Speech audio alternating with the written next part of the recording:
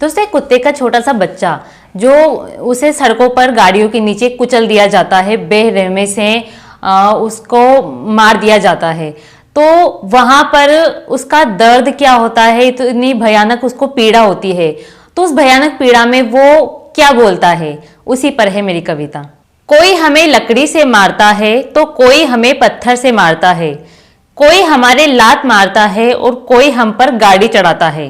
अपनी माँ के सिवा मैं किसी को नहीं जानता, वही मेरा पालन पोषण करती है, उसके सिवा मैं किसी को नहीं मानता। छोटा होता हूं तो माँ के साथ साथ हर जगह नहीं जा पाता, इस बहाने थोड़े से दिन तो इस दुनिया में रह लेते हैं, क्योंकि उस वक्त हमें चलना नहीं आता। हाँ, थोड़े ही दिन रहते हैं इस दुनिया में, क्योंकि मुझे नहीं पता जैसे ही मैं चलना दौड़ना शुरू करूं तो क्या से क्या हो जाए। जो कल तक इस दुनिया में अभी आया ही था, उसे अगले ही पल जहां से आया था वहीं जाना ना पड़ जाए। मैं झूठ नहीं बोल रहा, यही सच है मेरी जिंदगी का। कोई वजूद नहीं है मेरा यहाँ, ना ही सहारा है कोई इस दुनिया का। जैसे ही दौड़ना सीखा, सोचा एक चक्कर लगाऊं बाहर, लेकिन क्या पता था वो चक्कर इतना बड़ा होगा कि कभी फिर वापस अपने घर नहीं आ पाऊंगा। नहीं समझता दुनिया की परंपराएं, मैं भी नादान हूं। ये दुनिया बेरहमी से गाड़ियों के नीचे कुचल जाती है, क्योंकि मैं बेजुबान हूं।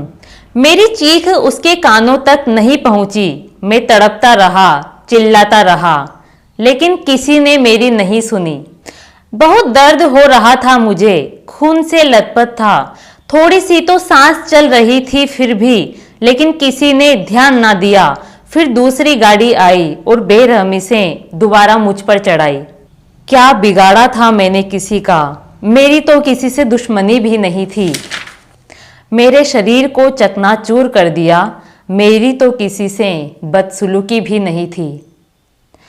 क्या वो इंसान ही था या था कोई हैवान? क्या वो इंसान ही था या था कोई हैवान?